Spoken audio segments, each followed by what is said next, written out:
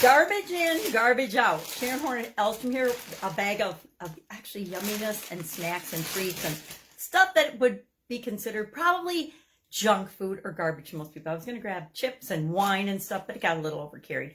So I decided not to. Sharon Horne-Ellstrom here, day 333 of our BU 365-day challenge to do one thing every day that improves us.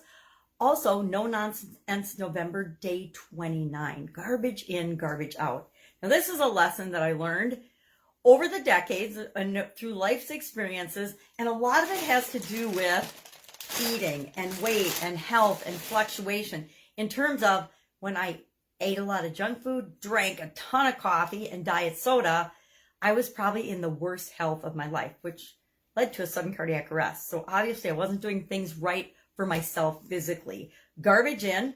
I was working all the time. I was stressed out. I was feeding my mind a bunch of negative thoughts and doubts and fears and worries. And I was overworked. I was having challenges in several areas and aspects of my life. And it all culminated in sudden cardiac arrest. Now, I find when I move and exercise and take care of myself and do the things that make my body and my psyche and my emotions feel good, I'm inputting good things into my life and I'm getting good things out. I think we've talked a lot about, let's take a drink. Cute grandma cup. We've talked a lot about the importance of who and what we surround ourselves with, what we listen to, what we read, what we think, what we're feeding our brain. Who we hang around with has a huge impact on the results that we get in our life. If you haven't experienced that, well, I'm sure you've experienced that. You know, it's the kids we hang around with in school. It's the people we hang around with as adults. It's our family members. We tend to be a lot like the people we spend the most time with. So a long time ago, I personally learned that the inputs, the raw materials, and I love manufacturing. I've spent, decades in the manufacturing sector, and the quality of the raw materials, the quality and the ingredients that you put into something definitely impact and determine the quality of the products that you're going to create, what you're going to create. Made Italian food for 3.5 decades, and we tried switching out and trying different ingredients sometimes. We were testing and tweaking and doing things all the time. And what we found is if there was problems with the quality of the raw materials, the end product wasn't going to be as good or what we expected. So good quality ingredients, best ingredients became the only thing that we would use. And that meant we always had awesome products. People still talk about our products and services, and we haven't been making them since 2016. But I get a message every week saying, where's my ravioli? Why can't I have this or that? Especially around this time of year in the holidays, because it had been part of so many people's family traditions, including my own. I don't hand make the ravioli anymore. It's been a couple of years since I've done that, even at home. But I did make white sauce for Thanksgiving because it's awesome.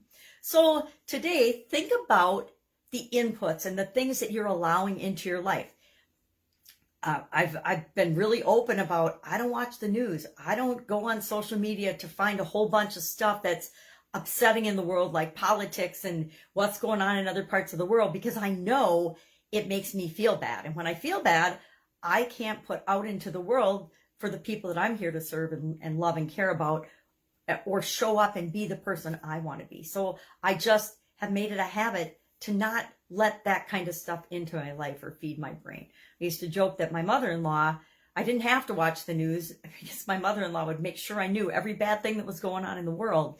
And that was enough exposure, actually more than enough exposure for me personally.